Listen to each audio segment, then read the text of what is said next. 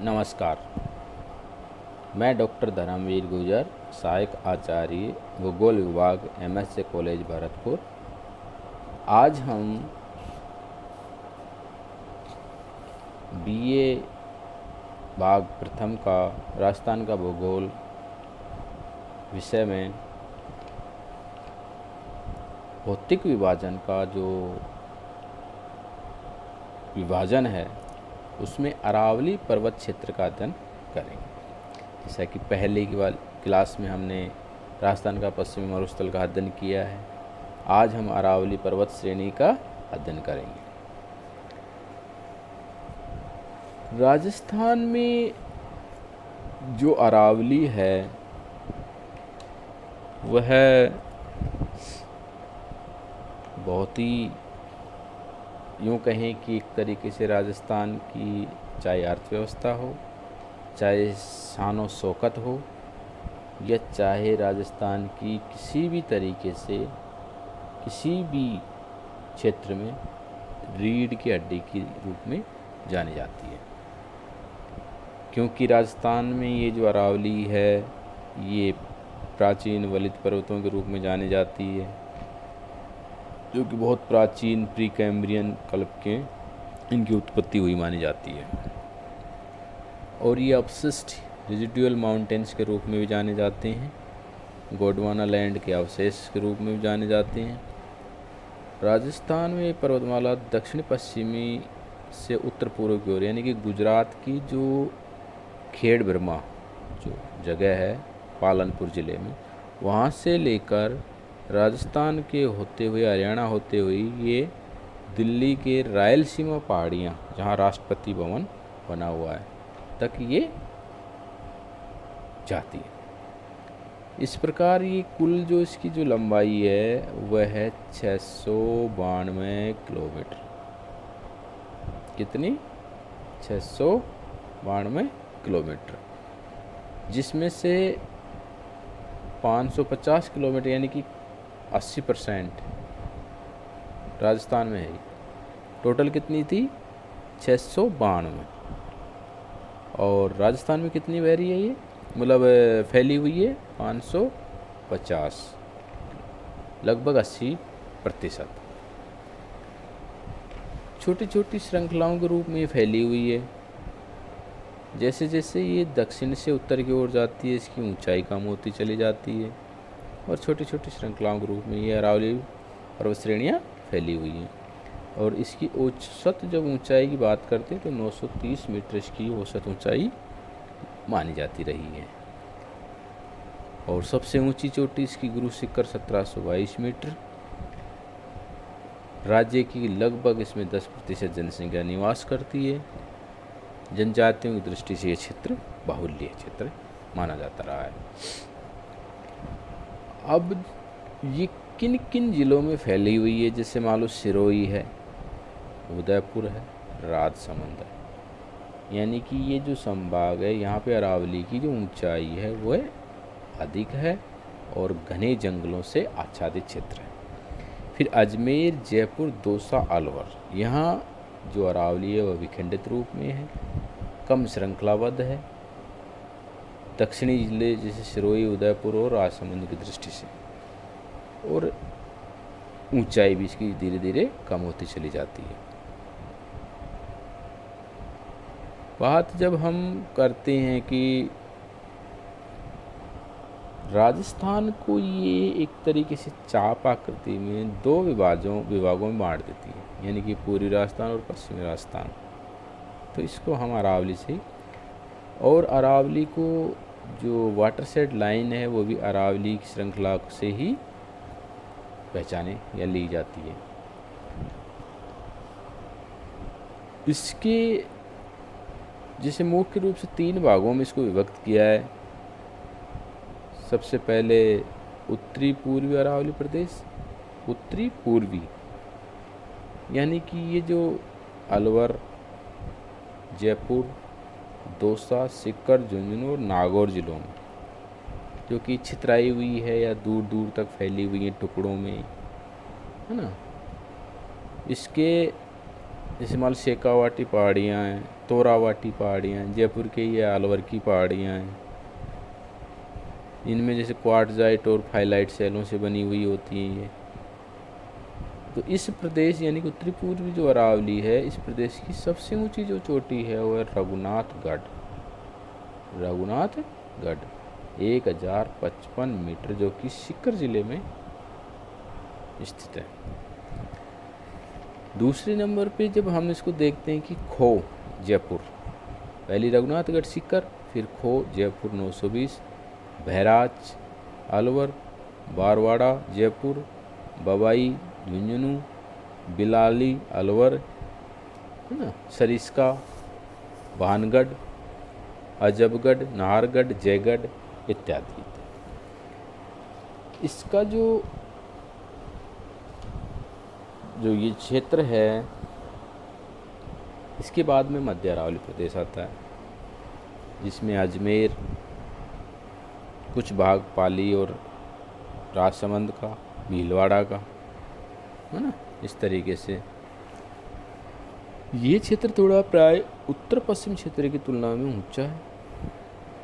यहाँ पे जैसे तारागढ़ है 870 मीटर, नाग पहाड़ है 795, जो कि सर्पिलाकार है, मेरवाड़ पहाड़ियाँ, जो कि मारवाड़ और मेवाड़ के मध्य को भाग मेरवाड़ पहाड़ी कहते हैं, शेखावाटी की निम्न पहाड़ियाँ, ये पहाड़ियाँ मूल रूप से इस क्षेत्र में कुछ झीलें हैं जो मीठे पानी की झीलें हैं, जैसे अन्ना सागर झील अजमेर, फाय सागर झील। इसके बाद में दक्षिणी अरावली क्षेत्र आता है। दक्षिणी अरावली क्षेत्र जो कि दक्षिण राजस्थान के राजसमंद है, उदयपुर, सिरोही है, जिलों के अंदर विस्तृत है। और ये जैसे कहते हैं सर्वाधिक उच्च और नियमित श्रृंखलाबद्ध रूप से फैला हुआ अरावली का क्षेत्रफल, जिसमें मेवाड़ी चट्टानें, जिसको बोराट का पठार कहते हैं, बोराट का पठार भी, क्योंकि कुंभलगढ़ और गोगुंदा के बीच में बोराट का पठार है ना, एक तरीके से माना जाता है। आबू पर्वत खंड है जो कि सबसे ऊंचा है, जिसमें उड़िया पठार है, छठा हुआ इसके, जो कि राज्य का सबसे ऊंचा पठार 1360 मीटर उड़िया पठार। और इसी उड़िया पठार के पास ही 1722 मीटर ऊंची राजस्थान की गुरु शिखर चोटी है, जो कि हिमालय से कन्याकुमारी के मध्य की सर्वाधिक ऊंची चोटी के रूप में भी जानी जाती है। इस प्रकार आबू पर्वत में जैसे सिरोही की जो श्रेणियां हैं, सिवाना पर्वत गोलकार है, नाकोड़ा पर्वत है, मेवानगर के तीर्थ स्थल हैं, है ना, आडावाड़ा पर्वत है, मेसा का पठार है, ये क्षेत्र इसमें पाए जाते हैं। गुरु शिखर को संतों का शिखर भी कहा जाता है, गुरु माथा भी कहा जाता है। जब इनकी चोटियों की बात करते हैं दक्षिण अरावली में, तो गुरु शिखर सिरोही में 1722 मीटर, शेर ये भी सिरोही में 1597 मीटर, शेर चोटी का नाम है। देलवाड़ा ये भी सिरोही 1442, जरगा उदयपुर 1431, अचलगढ़ 1380 ये भी सिरोही में, सज्जनगढ़ उदयपुर में है ना। इस तरीके से एक तरीके से जो अरावली का जो दक्षिण भाग है वो है ऊंचा, और दक्षिण से उत्तर पूर्व की तरफ जो अरावली फैली हुई है वो कम ऊंचा क्षेत्र है। उदयपुर के उत्तर पश्चिम में जैसे कुंभलगढ़ और गोगुंदा के बीच में बोराट का पठार है। लासड़िया का पठार कहाँ था? कुंभलगढ़ और गोगुंदा के बीच में।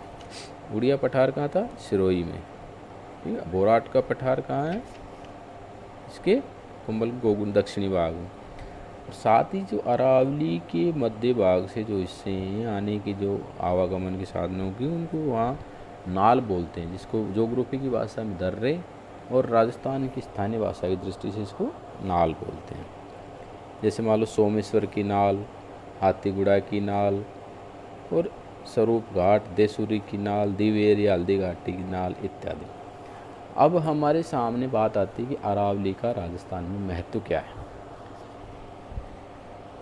हम जैसे पहले भी पढ़ चुके हैं कि अरावली राजस्थान की नहीं, विश्व की खनिजों के अजायब घर के रूप में जानी जाती है। भारत में बहुत महत्वपूर्ण स्थान रखती है अरावली। पर्वत श्रेणी जैसे उत्तर से पूर्व मानसून को एक नियंत्रण करती है। सबसे पहले जो पश्चिमी राजस्थान में जो मरुस्थल है उसके निर्माण में ये सहायक है। हमेशा कोई चीज़ नकारात्मक नहीं हो सकती। हो सकता है वो जलवायु की दृष्टि से मानसून को यहाँ नहीं आने देती, शुष्क स्थिति बनाती है, लेकिन अगर शुष्क स्थिति नहीं बनाती तो आज हमारा जो पश्चिमी राजस्थान का थार का मरुस्थल है, जो ऊर्जा के संसाधनों की दृष्टि से विश्व में अपने आप को पहचान स्थापित किए हुए है, वो कहाँ से होता। तो कुछ नकारात्मक कुछ सकारात्मक दोनों ही परिणाम हमारे सामने प्रतीत होते रहे हैं। ये जिसे कहते हैं कि कंगन पर्वत श्रृंखलाएँ हैं। अरावली में पर्यटन स्थल हैं, चाहे उदयपुर हो, सिरोही हो, माउंट आबू हो, राजसमंद हो। इसमें विभिन्न प्रकार की जनजातियों का निवास स्थान है। मीठे जल की झीलें इसमें पाई जाती हैं, चाहे नक्की झील हो, राजसमंद झील हो, अन्ना सागर झील हो, या फिर हम पिछोला झील, फतेह सागर झील आदि इसके अंदर पाए जाते। या फिर हम यूँ कहें कि अरावली के मध्य से खारे जल सांबर, नावा, रेवासा, डीडवाना की झीलें, जो खारे जल की झीलें अरावली के अंदर ही पाई जाती है। साथ ही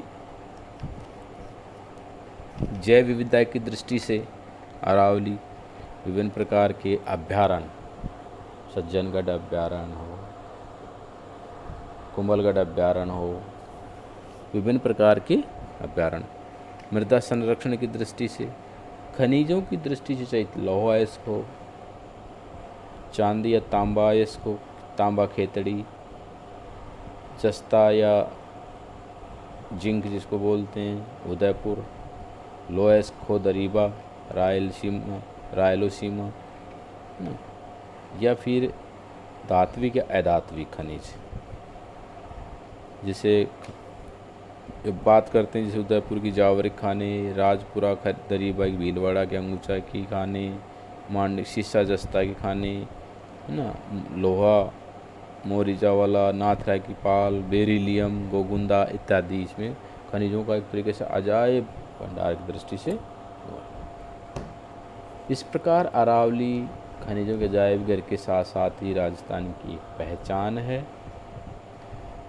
चूँकि अब वर्तमान में अरावली की जैव विविधता और अरावली में अति खनन कार्यों के कारण जो पारिस्थितिकी में जो अंतर आया है या अंतराल आया है या ह्रास आया है, उसके कारण समय समय पर माननीय न्यायालय द्वारा इस पर रोक भी लगी है खनन कार्यों पे, और उससे काफ़ी नुकसान भी हमें उठाना पड़ा है जैव विविधता की दृष्टि से या पारिस्थितिकी तंत्र की असंतुलन होने के कारण।